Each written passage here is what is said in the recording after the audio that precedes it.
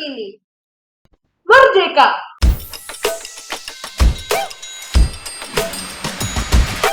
Kata merdeka berasal dari bahasa Sanskerta, yaitu Mahardika.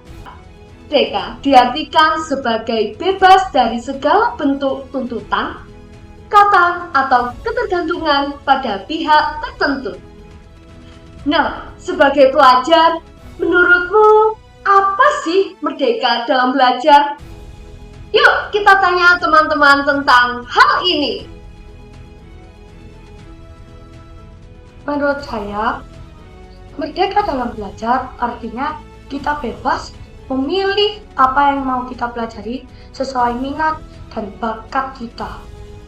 Menurut saya, pelajar merdeka adalah pelajar yang memiliki otonomi dalam menentukan apa, bagaimana, dan gaya belajar sesuai minat dan gaya belajarnya.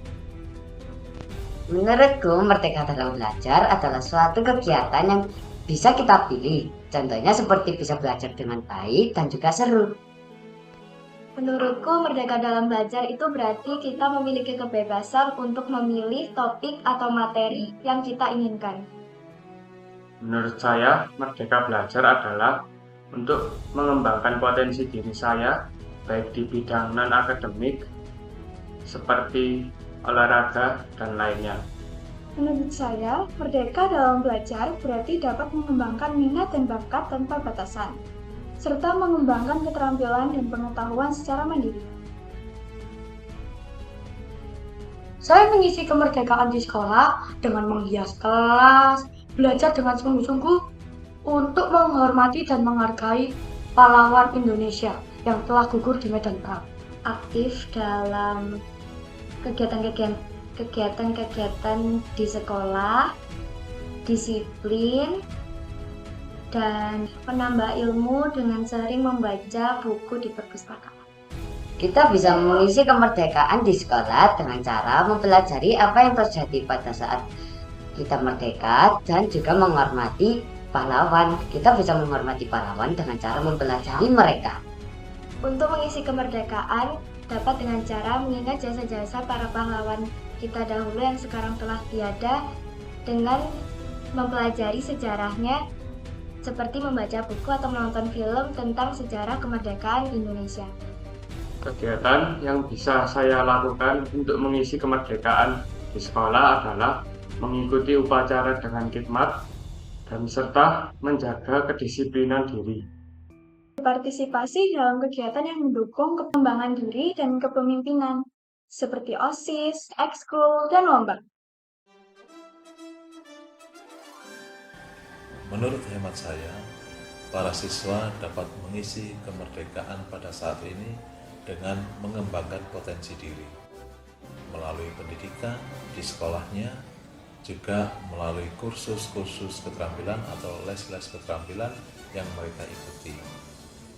Cara kedua yaitu bisa aktif dalam kegiatan sosial di sekolah, misalnya pada OSIS atau kepanitiaan, juga di masyarakat melalui Karang Taruna atau kepanitiaan di masyarakat. Yang ketiga, dengan mendukung produk lokal Indonesia. Dengan bangga menggunakan produk-produk Indonesia, berarti mereka mengisi kemerdekaan dengan memajukan ekonomi Indonesia. Yang keempat, melestarikan budaya Indonesia. Para siswa dengan mencintai budaya Indonesia, bahasa daerah, adat daerah, dan segala kegiatan-kegiatan adat daerah, mereka menjunjung tinggi kebudayaan nasional. Dan yang kelima, yang terakhir, para siswa bisa bijaksana menggunakan media sosial. Mereka gunakan untuk kebutuhan kependidikan mereka, dan media sosial yang mereka gunakan dengan santun dapat membawa mereka bermasyarakat secara baik, menghindari hoaks dan juga santun dalam bermedia sosial. Itu salah satu cara mengisi kemerdekaan saat ini. Bagaimana cara menjadi pejuang di sekolah? untuk para siswa dapat melakukan perjuangannya di sekolah dengan berprestasi, dengan disiplin, aktif dalam berkegiatan, dan tak lupa menjaga nama baik sekolah.